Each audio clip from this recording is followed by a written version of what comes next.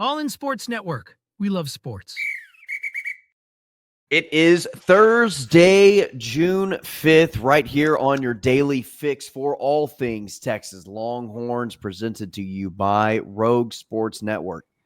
I'm Tanner Carlson. That is Jake Jimerson, and this is All in Horns, and this is our immediate reaction following the Game 1 of the Women's College World Series between Texas and Texas Tech, and controversy will rue the day. This will be the main topic of discussion, is that horrible reviewed challenge that was overturned on the field in the top of the fifth inning, where Reese Atwood threw out the runners trying to steal second by about 2 feet, and they were saying the second baseman obstructed the runners' baseline and actually overturned the call, where it looked to be about as obvious as it possibly could, led to the first run of the game. And it looked like Texas was actually going to be in a spot to where they were going to be losing this game. And then they turn around, and Reese Atwood, the catcher who tried throwing out the runner at second, actually was the hero of Game 1, getting a game-winning hit with 2 on. Mia Scott also in on the mix as well, part of those 2 runs that were scored in the bottom of the 6th inning. And Texas wins Game 1, but avoid the controversy that possibly changed the game, but still controversy and an erroneous call nonetheless. Yeah, which just right off the bat, I need to give a shout out. You might have saw me laughing. It was not anything you said. You're not that funny. It was the Texas softball admin who posted after review, this pitch was obstructed by Reese Atwood's bat while posting the highlight of the game-winning hit. Oh, so that is that is some excellent work. So I had an issue, Jake. I had an issue with their head coach. I mean, after everything that, if anything went Texas's way, he had to stop the play and ask for a review, or at least talk to the ump. Any play that went Texas's way. And it just was like, dude, can we just play the game here? And I understand the strategy of it, but it should be illegal to just constantly delay the game by obstructing play and stopping play just to speak to the umpire after the opposing team does something positive. I mean, that's insane to me. Yeah, the flow of the game felt really, softball normally does actually really flow pretty quick.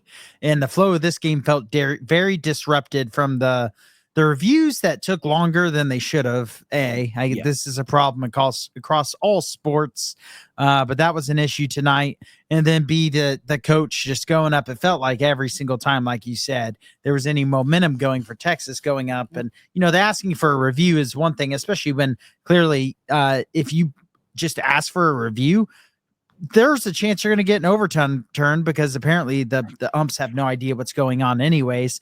Thank goodness Texas didn't make that matter, because it would have been hard to have a very rational conversation on this podcast if Texas lost 1-0. I would have. I mean, I was prepared to come on here and just say that game doesn't count to me. I mean, I know it wouldn't matter. It does count, but in my brain, 0 in my book. Yeah, I mean, the game. If the game had gone 1-0 going after the 7th inning, I would have said, let's play extras, because there's no reason why Texas should be trailing at this point in the game. And it was, Jake, isn't it funny how it always happens like that? We noticed it with the Stars too, that if a call doesn't go in favor of one of our teams, it almost immediately bites them in the ass and the opposing team scores from that missed call. Almost 100% of the time.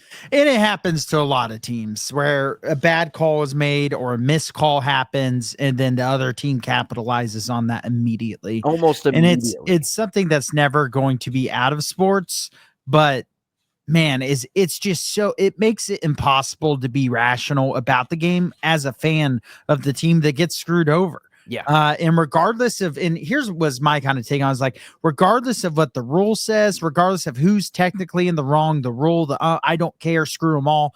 That was so ridiculous. She hadn't even started her slide when it was clear she was going to be out. I mean, like here at some point, Jake, the referees need to take the I'm trying to word this correctly so it's not used against me.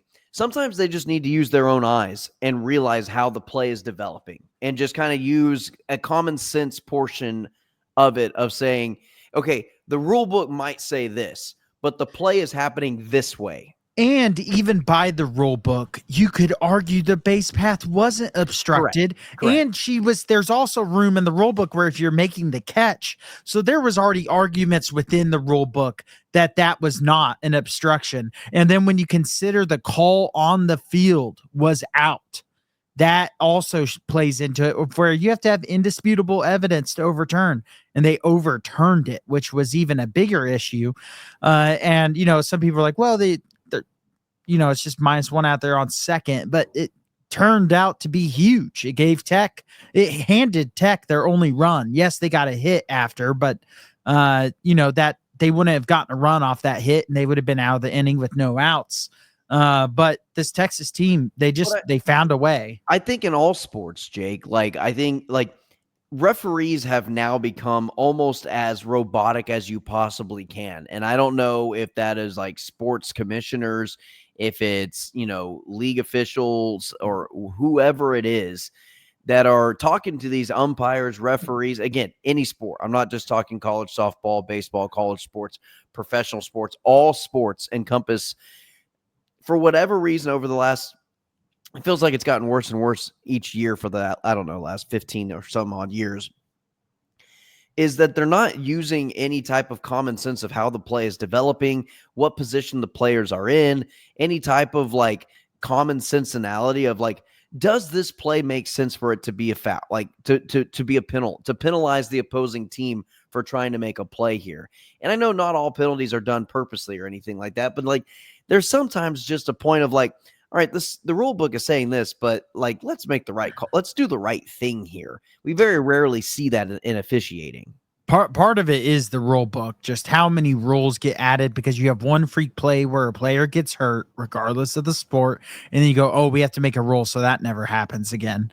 And you just keep doing that and keep doing that, and it makes a referee, especially a referee who this is their part-time job, because right. For some reason, all these billion-dollar, sports conglomerates can't make refs a full-time position where they're paid a high salary, and that is their full-time job. You do not have another job. A livable salary. It should be a high salary when it's sports, and not only that, a livable salary. If you're just giving them enough to have a livable salary, that would entice them more to fix games. So I think referees, considering. Are we talking an NFL ref? An NFL ref, yeah, give them $1 million a year. They'll live comfortably with that. Yeah. Also, they can give, almost every level of sports could give $1 million, because the NCAA is not hurting for money. And granted, when you get down to D2, that changes. I'm not giving a referee for softball $1 million salary. It's the NCAA. They can afford. Their bottom line could handle that and still have billions extra. I mean, you're not wrong. I'm not saying the math isn't adding up. I'm just saying that's a crazy salary. But you could give them a $500,000 salary in college, and college football might be a little higher, but that would at least be a start. But until that happens, I think this is just going to continue to be an issue in sports.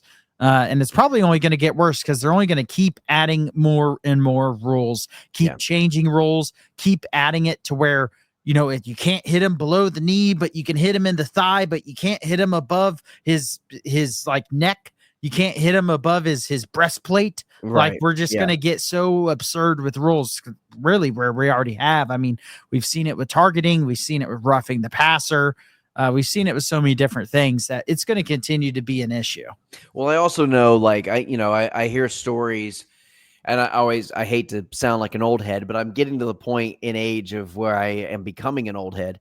But you hear about the 90s refereeing in the NBA compared to today's NBA. And look, guys tried to get away. And again, it's how the rule book is written. But 90s refereeing, in the NBA compared to today's NBA. And look, guys tried to get away. And again, it's how the rule book is written. But 90s refereeing, in the NBA compared to today's NBA. And look, guys tried to get away. And again, it's how the rule book is written. But guys tried to get, your Michael Jordans tried to draw fouls. Like he would go in and foul bait, and the referee would say, all right, you got me on that one. It's not going to happen next time. And then they take the game into their own hands. They're like, no, I'm not going to allow you to foul bait. Like I'm not going to allow it to happen.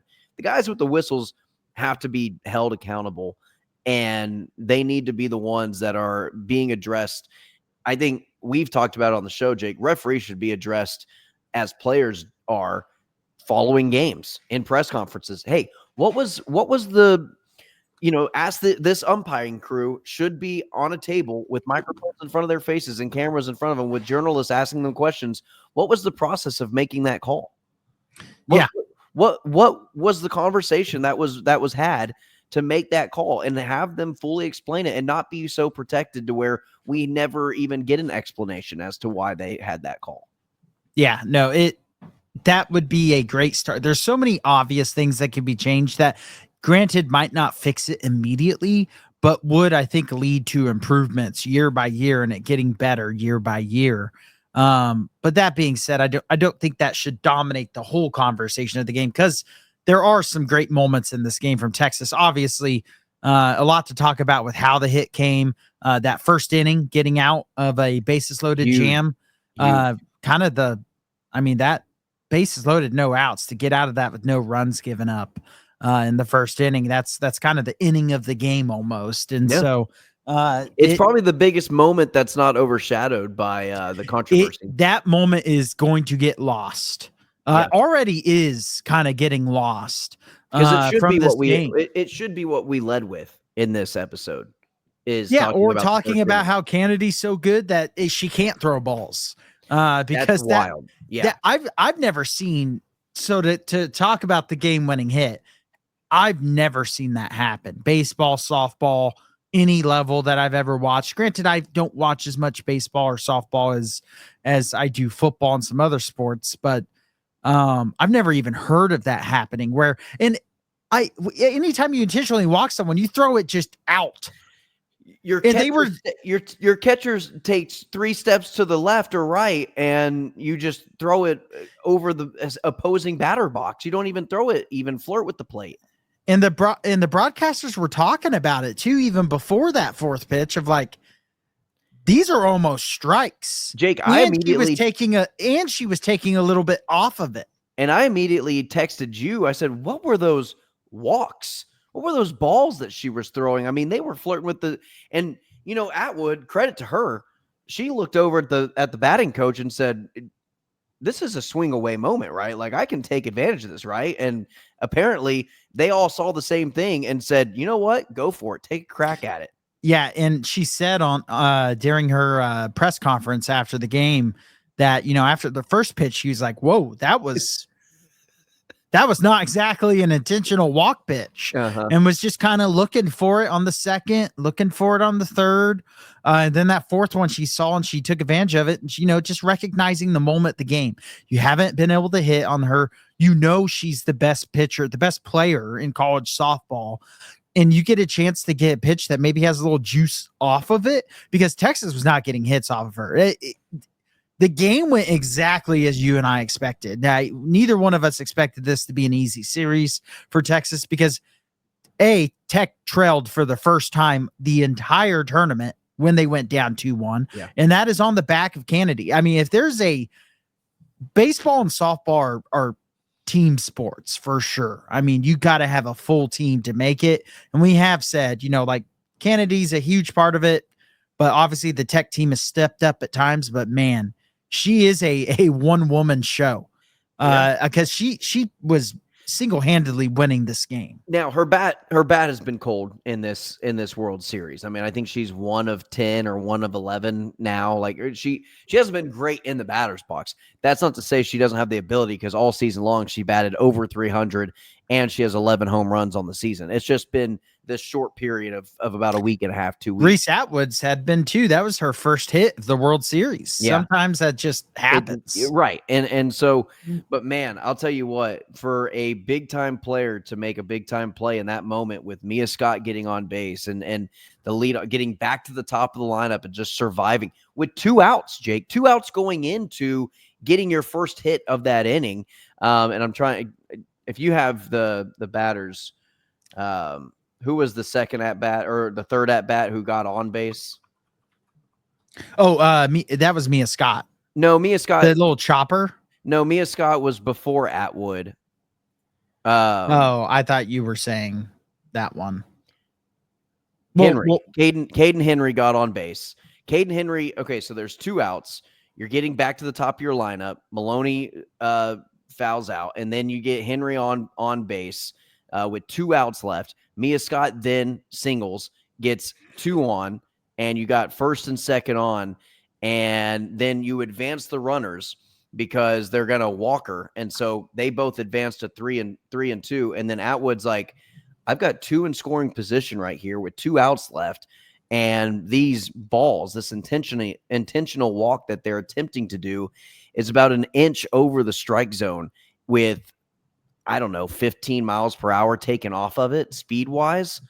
Yeah, I'm going to take a crack at it. And just the wherewithal, the thought process to get through to, to acknowledge it, see it, recognize it, follow through, and then put a ball in play and actually make that play for Reese Atwood. One of the more heads-up plays from a college athlete that I've seen in a long time.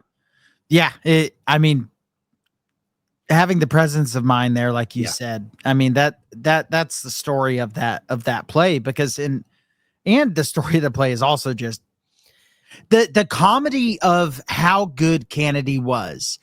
And for the 2 runs to be given up when she was trying to intentionally walk, but couldn't help herself from throwing a strike. You texted me, you're like, is Kennedy so good that she can't even intentionally walk somebody?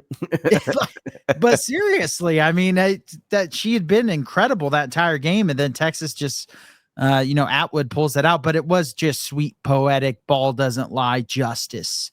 Yeah. That Atwood was the one to do it. It being in a weird, almost fluky way. When you consider that they were trying to intentionally walk her, because you could tell too, like the Texas Tech fielders, they were not ready. Like that ball would have been a single anyways, but like the shortstop was definitely a half a second slow on it. Yeah. And maybe could at least got a glove on it to stop it to where they wouldn't have gotten 2 runs home. They would have only got 1, but they were playing for an intentional walk. So they were a little bit asleep at the wheel. And Atwood just a moment that has the potential to be in Texas athletics history if they can finish off this championship, get the first national championship for the softball program.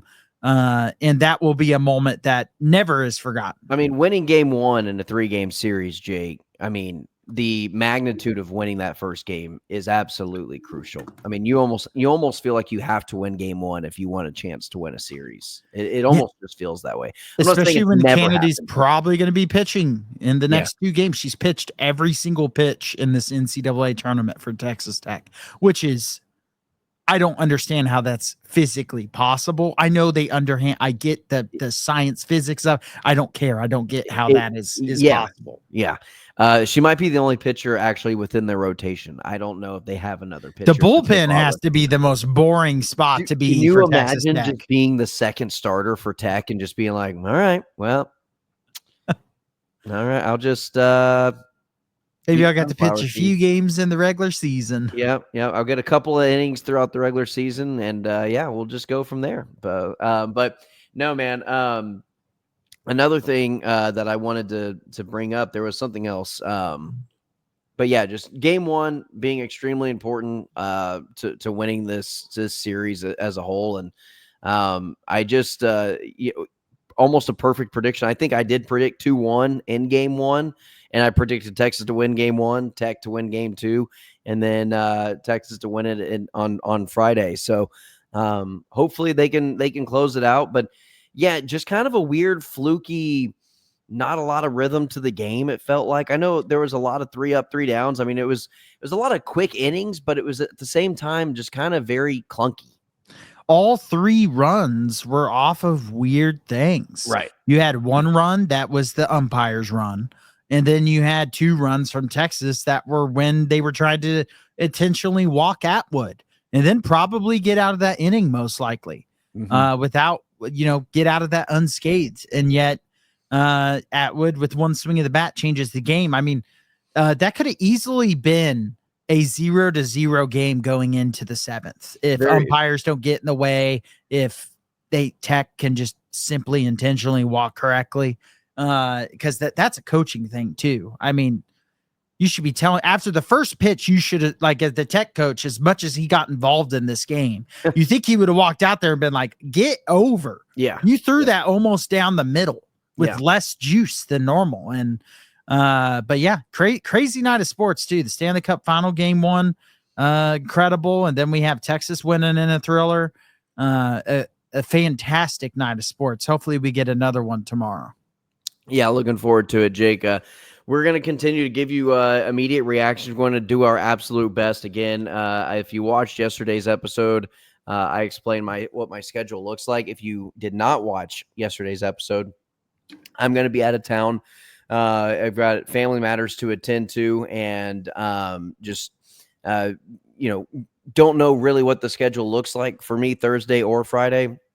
However, we're going to try to come out and I'll find some time, hopefully, to get a reaction to Thursday's game. And then hopefully we don't need a Friday's game. Hopefully we just need Thursday's game to react to. And then we go and head into the weekend. Jake is also going to be out of pocket on Saturday as well. So, but again, our schedule is going to be what our schedule is. We're going to absolutely do our absolute best. If that means just doing a quick little show from my cell phone, then so be it. But going to try to give you guys the content you guys deserve, especially for softball national championship. 1 game away, and they win their first national title in softball program history. Just 1 game away, and yet it seems like it could be very far away from having Tech. Tech is a very capable team of still winning this series, Jake. And you're going to have to find a way to get more hits, and that's not something that came by easy tonight. So it's going to be difficult. They're going to have to find a way to get some runs in some normal ways. And flip side, let's turn on our all in Raiders hats.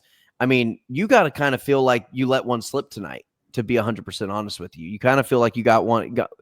I guess if I was a Tech fan, I'd be so delusional to not pretend that the umps gave me that run. Right. So I guess I would feel that way. But also as a Texas fan with my all-in Hordes hat that looks much better than that ugly ass Texas Tech hat, is Texas won this game 2-0.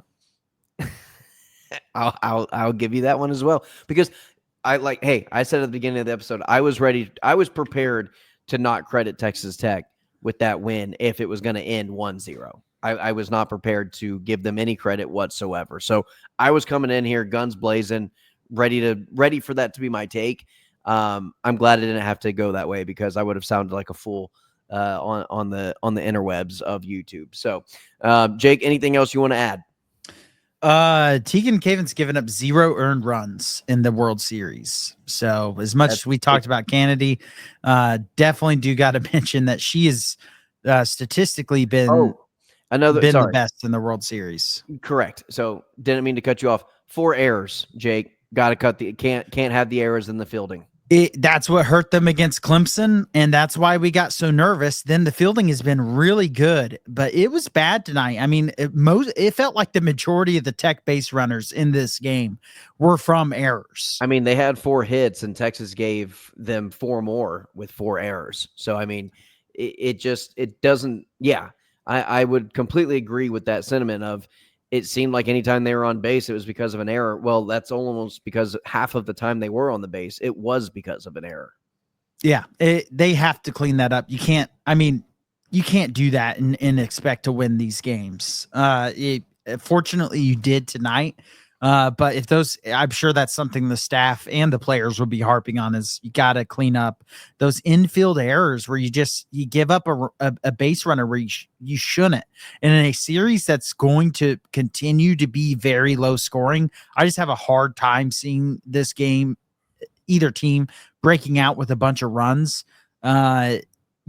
those are the mistake. You can't give free base runners. You have to make them earn their base runners. Also, just want to, they kind of highlighted the Olympics coming up in Los Angeles, and that the United States is going to be hosting the Summer Olympics, and we're going to be holding softball in those Olympics, and it's going to be played in Oklahoma City, even though the Olympics is going to be set in Los Angeles. It's going to be very odd to just be rooting for Canada all of a sudden and just be like, oh yeah, Kennedy is our best player, go USA, and then also her name sounding very much like Canada is going to throw me off as well, and that's just my brain playing tricks on me. Yeah, that could be fun to go to, by the way. That's not that far away. Yeah. Getting to go to any type of Olympic event would be I've never great. done, and that is on a bucket list for me to do. Is I would love to go to an Olympic event. I believe they're playing some soccer games at AT&T Stadium, if I'm not mistaken. They have some of the World Cup games coming here to Maybe Kansas that's City. I'm thinking as World well. Cup. You're thinking world. That's Olympic equivalent. I mean, with how big the World Cup is. So I know they're going to have some of the games in Kansas City. I'm not sure what, but I'll be looking into that. But I'm sure it's going to be. I'm sure the prices for World Cup tickets are absurd. Yeah. But I would, again, those are a couple bucket list items, sports wise, that don't come around. Maybe but once or twice in a lifetime, and to get your hands on one. So definitely. As a sports fan, those are two that I just absolutely want to make. But anyway, getting off topic here. Jake, again, 1 win away. Just one game away, and you've got 2 games to get it done. Again, hopefully they don't need more than just Thursday's game later on today. But if they do, again, we're going to try giving you all the content we possibly can with our immediate reactions. That's Jake Jimerson. I'm Tanner Carlson. This has been your daily fix for all things Texas Longhorns right here on All in Horns. And as always, ladies and gentlemen, hook 'em. All in Sports Network. We love sports.